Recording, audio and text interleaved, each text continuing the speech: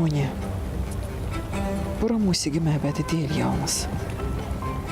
Bura mənim ruhumdakı musiqinin evidir.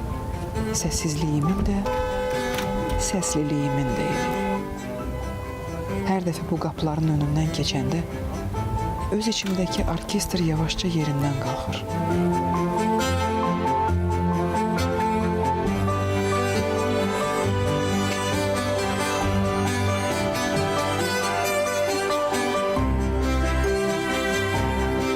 Onu idarə edən bir dirijor da var. Görünməz, amma hər şeyi hiss edən.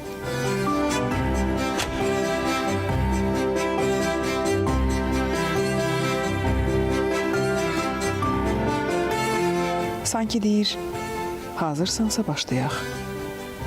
Və mən başa düşürəm. Filarmoniya təkcə musiqinin yeri deyil. O daxili harmoniyanın daşdan hörülmüş heykəlidir. Burada hər daş bir notdur, hər sütun bir pauza. Köhnə qapılar, köhnə xatirələr kimi cırıldayır. Amma hər dəfə yenidən səslənir.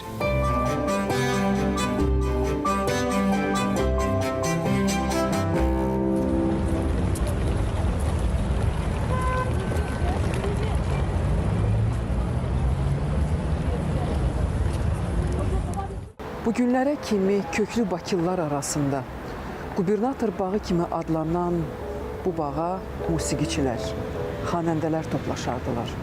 Seyid Şuşinski, Xan Əmi, Hacıbaba Hüseynov, Əlibaba Məmmədov, Arif Babayev kimi sənətkarlarımız da tez-tez gələr, sərbəst vaxtlarında bura yığışar. Allah bəndə söhbətlərini elə buradaca edərmişlər. Hətta toylarına da xanəndə, müğənni çağırmaq istəyəndə toy yiyələri üçün də ən uyğun yer məhz Filarmoniya bağı sayılarmış. Bilirlərmiş ki, əvvəl-axır bu bağdan əliboş qayıtmayacaqlar. Mütləq toylarına samballı bir xanəndə apara biləcəklər.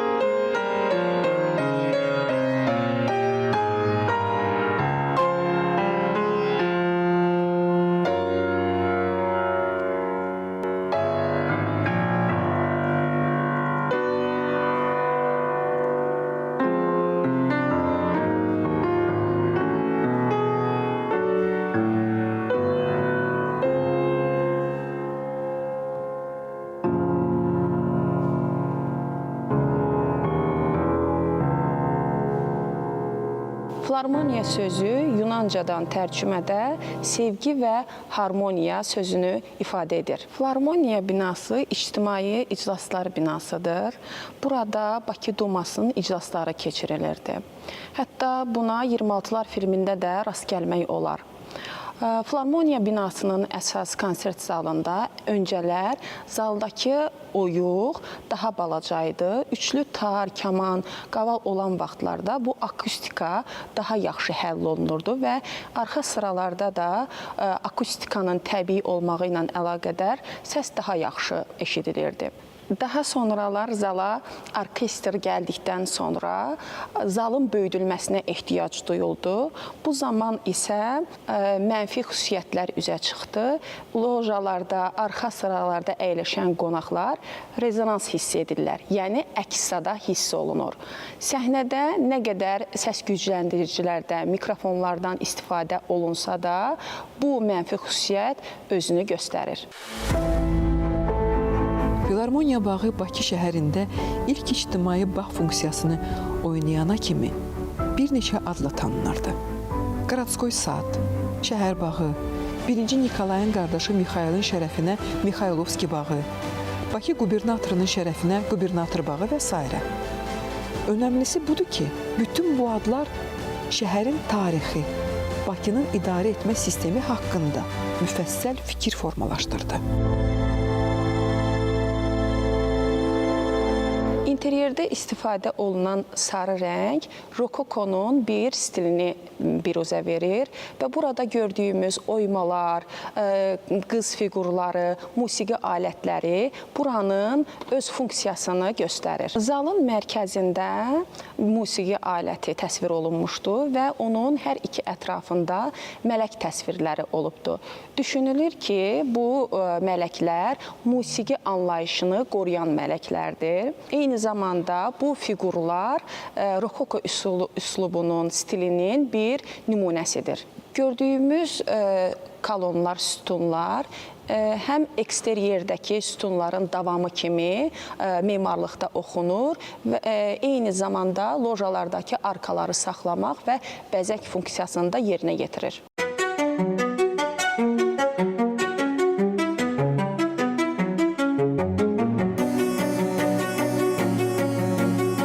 Filarmoniya. Adını pıçıldayanda belə qəlbimdə bir titrəyiş hiss eləyirəm. Filarmoniya. Bu sözün kökündəki filo sevgi deməkdir. Harmoniya isə uyarlıq, ahəng. Yəni filarmoniya dediyimiz zaman biz əslində sevginin ahəngindən danışırıq. O an düşünürəm. Bu bina təkcə daş və kərpiç deyil. Bu bina musiqinin, harmoniyanın evidir. Burada özümü səssiz və bir konsertin ortasında tapıram. Sanki binanın divarları mənimlə pıçıltı ilə danışır. Burada hər səs bir harmoniyadır. Hər not bir sevgi ifadəsidir. Binanın layihələndirilməsi zamanı memar Gavril Termikelov Monte Carlo'da yerləşən opera binasından ilhamlanmışdır. Binanın eksteryerində İtalyan Renesans, interyerində isə Alman rokoko üslubundan istifadə edilmişdir. Əvvəlki dövrlərdə layihələndirilmiş binalarda əsasən də günbəzli binaların tərkibində küplər yerləşdirilir, gizli küplər. Əks-səda onun içinə daxil olanda əlavə səslər udulur və buradakı əks-səda yaranmır.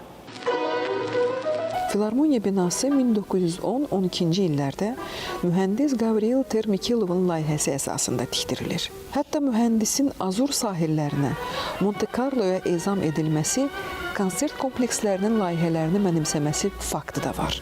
Əslində, ictimai məclislər üçün Yay klubu adı ilə binanın tikilməsinə icazə alınır və inşasına 1911-ci ildə başlanılır. Yay klubunun baxdığı yerlər də ehtişamlı səslənir.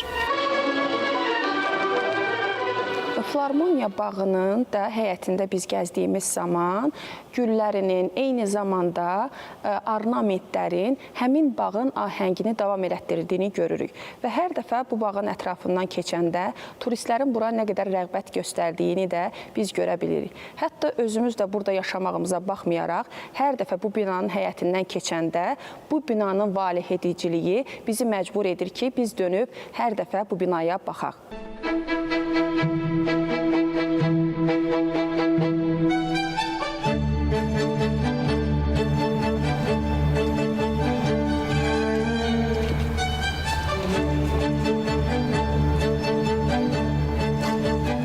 olmuş tarixçilərin əsasında hansısa bir təbiət olayının dayanması şübhəsizdir. Əslində 1907-ci ildə yazağızında bir yanğın faciəsi ilə başlayan tarixçə Filarmoniya binasının taleyinə yazıldı. İçəri şəhərin divarları pəndəvərində yerləşən Bakının imkanlı sakinlərinin əyləncə mərkəzi olan Ağ klubun alışıb yanması burada yeni yay klubunun yaranmasını şərtləndirdi. Əvvəllər Bakı varlılarının əyləncəsi üçün Ağ klub fəaliyyət göstərirdi və bir gecə qəfil bir yanğın zamanı bu Ağ klub yanır. Hal-hazırda o Ağ klubun yanmasının səbəbi tam olaraq məlum deyil. Deyilənlərə görə qəsdən də yandırılmış ola bilər və əsən xəzri nəticəsində də yanğın baş vermiş ola bilər. Və bu yanğından sonra Bakı varlılarının əyləncəsi üçün bir məkana ehtiyac duyulur və açıq hava məkanı yaradılır.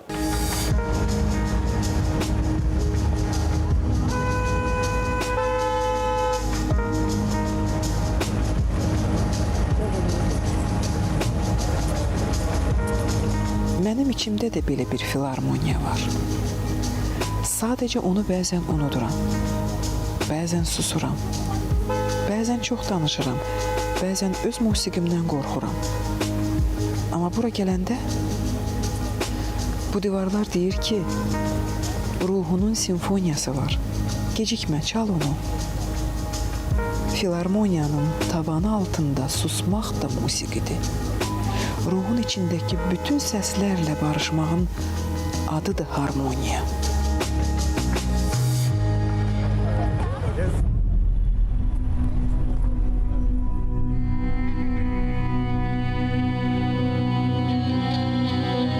Salam cənab qraf.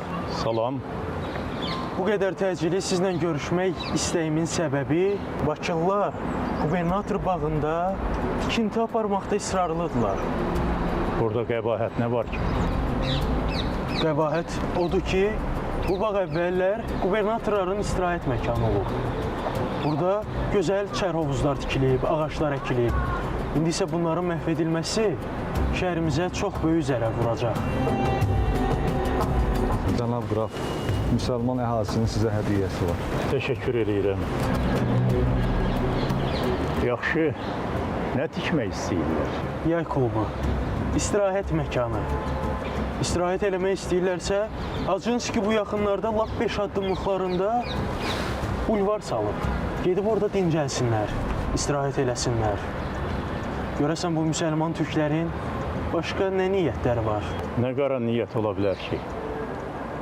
Müsəlmanların da dincəlmə haqları var. Mən türklərin ağlına heyranam.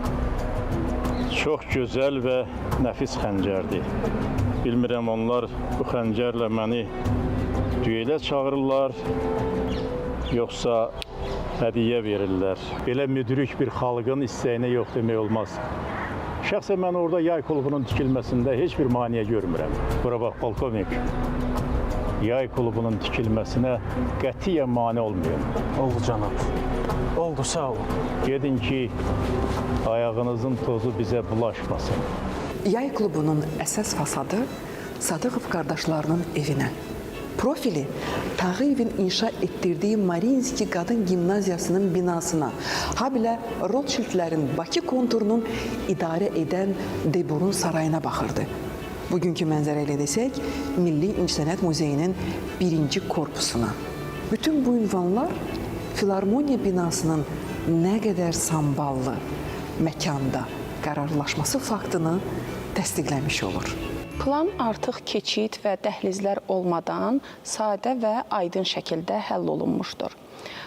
Binanın interyerində digər otaqların hamısının birləşdiyi vahid elips formalı yerləşkə binanın memarlıq konstruktiv sxemini təşkil edir. Həmin dövrün bir çox binalarında görünən eklektika burada öz əksini tapmır. Yəni, binanın eksteryerində olan üslub, ornamentlər, işləmələr, yəni həm ahənglik, interyerində də öz əksini tapır.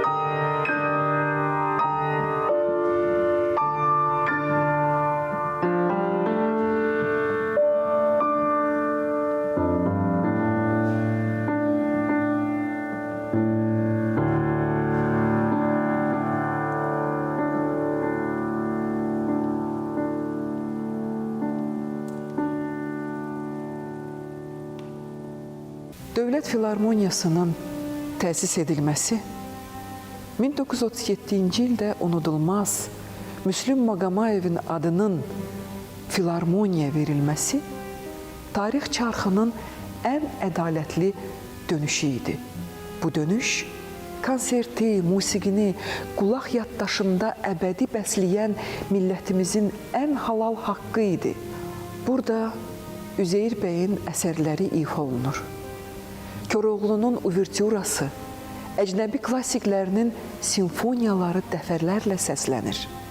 Bu binanın divarlarına klassik musiqi əsərlərinin taleyi, tarixi hopub. Həmin dövrdə inşa olunan bütün binalarda rokoko, barokko üslublarından istifadə olunurdu.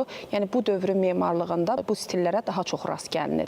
Necə ki, hal-hazırdakı müasir dövrdə, misal Heydər Əliyev prospektində getdiyimiz zaman yolun sağında və salonda gördüyümüz müasir memarlığın göstəriciləri, geniş hündür binalar, geniş şüşələrdən istifadə olunur. Gördüyümüz Filarmoniya binasının interyerindəki bu oymalar, insan fiqurları da həmin dövrün memarlığının göstəriciləridir. Filarmoniyanın binasının iki zalı var, yay zalı və qış zalı. Yayda açıq havada konsertlərin verilməsi üçün istifadə olunan zal 1100 nəfərlik tutumu, qış zalı isə 610 nəfərlik tutumu ilə planda öz yerini tapır. Sovet dönəmində başqa binalar kimi yay klubu da dövlət mülkiyyətinə keçir. 30-cu illərin əvvəllərində Sovet müdafiə sənayesinə aid cəmiyyət təyinatı ilə istifadə olunsa da, 1936-cı ildə Dövlət Filarmoniyasının yaranması ilə öz ənənəvi funksiyasına geri dönmüş oldu.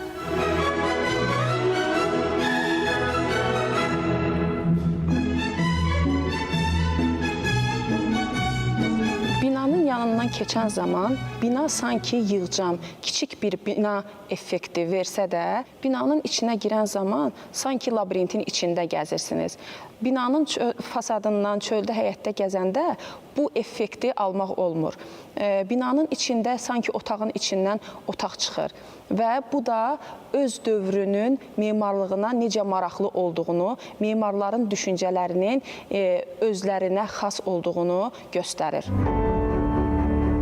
İntibah gözəl məfhumdur. Həm də yerində deyilmiş kəlmədir. İntibah. Filarmoniyanın boyuna biçilib sanki. İtaliya intibah elementlərinin nəfis surətli əks olunmasını görürük bu möhtəşəmlikdə. Şərq müsəlman memarlığının əlvan cizgilərlə bəzədildiyi binanın interyeri isə milli ornamentlərlə zəngindir. Binada gördüyümüz arka formalı geniş pəncərələr binanın təbii işıqlandırılmasını və əzəmətli çılçıraqlar isə binanın süni işıqlandırılmasını həyata keçirir. Binada olan çoxsaylı pəncərələrin forması eyni zamanda interyerdə lojadan səhnəyə keçiddəki arkalarla özünü davam elətdirir. Filarmoniya binasının əzəməti bəzi söz-söhbətlərə əsası olmayan polemikalara da səbəb olub.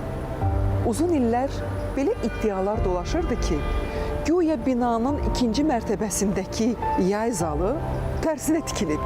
Güya Deburun öz sarayından konsertləri rahat izləməsi naminə vaxtilə bu cür addım atılıb. Ancaq gerçək memarlıq tarixi bu iddiaları sadəcə maraqlı nağıllardan biri kimi qəbul edir. 2014-2018-ci illərdə İtalyan və Azərbaycan mütəxəssislərinin səyləri nəticəsində bu bina yenidən bərpa olunub. Bərpa işləri zamanı eksteryerdə və interyerdə olan bəzəklər öz texniki funksiyası araşdırılıb və 7 qat çəkilmiş boya təmizlənərək ilkin öz vəziyyətindəki rəng tonu alınıb. Bəlkə də bir gün mən də bu səhnədə dayanacağam. O böyük orkestrin qarşısında yox, öz içimdəki sükutun ortasında. Qarşımda nə dirijor olacaq, nə də əlimdə not dəftəri. Hətta musiqi alətim də olmayacaq. Sadəcə mən, mənim nəfəsim, Səssiz, notsuz, alətsiz. Filarmoniya. Bu möhtəşəm bina. İllərlə başqalarının səsini dinlədiyim bu məbəd. Bəlkə də bir gün mənim öz daxili konsertimə ev sahibliyi edəcək. Onda mən nə müğənni olacağam, nə aktyor, nə də qonaq. Onda mən özümün filarmoniyası olacağam.